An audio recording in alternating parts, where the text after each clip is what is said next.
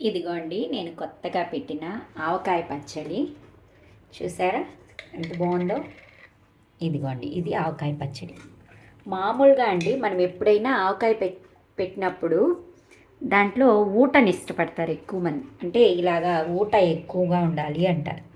అంటే అన్నంలో కలుపుకోవడానికి కానీ దేనికి కానీ ఇలాగా ఊట ఎక్కువ ఉండాలి అనుకుంటారు పచ్చట్లో. ఈ ముక్కలు అబ్బా అడ్డం వస్తున్నాయి, ఈ ముక్కల్ని అన్నంలో ఇట్లా పిసికి కలుపుతారనమాట.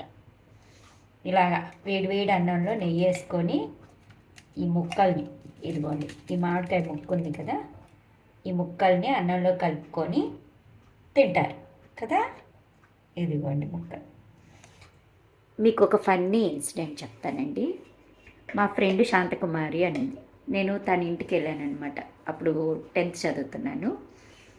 తను వెళ్ళగానే వాళ్ళ ఇంటి డోర్ తట్టి వెళ్ళానమాట. వెళ్ళగానే తను బుగ్గలో మామిడికాయ ముక్క పెట్టుకొని ఉందండి. పెట్టుకొని రా కమలా అని చెప్పి పిలిచి మాట్లాడుతూ ఉంది. నేను అన్నాను, ఏం తింటున్నావు, ఏం చప్పరిస్తున్నావు అన్న. అంటే ఇట్లా మామిడికాయ పచ్చడి, ఆవకాయ పచ్చడి అంటే నాకు చాలా ఇష్టము, ఆ ముక్క చప్పరిస్తున్నాను. అరే నాకు కూడా అదే అలవాటు, మా ఇంటిల్లిపాది అదే అలవాటు. అన్నం కలుపుకుంటాం కదండి, ఈ మామిడికాయ ముక్కలు వస్తాయి కదా, ఆ ముక్కని అన్నం అంతా ఆ ముక్కని ఫస్ట్ తీసి పక్కన పెట్టేస్తామండి.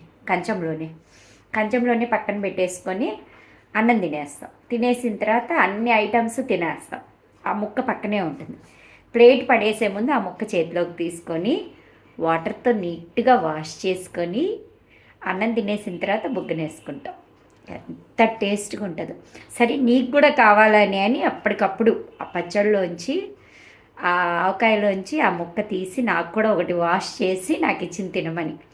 ఇద్దరము అది చప్పరిస్తూ హ్యాపీగా కబుర్లు చెప్పుకున్నామండి. అది నేను ఎప్పటికీ మర్చిపోలేని ఇన్సిడెంట్.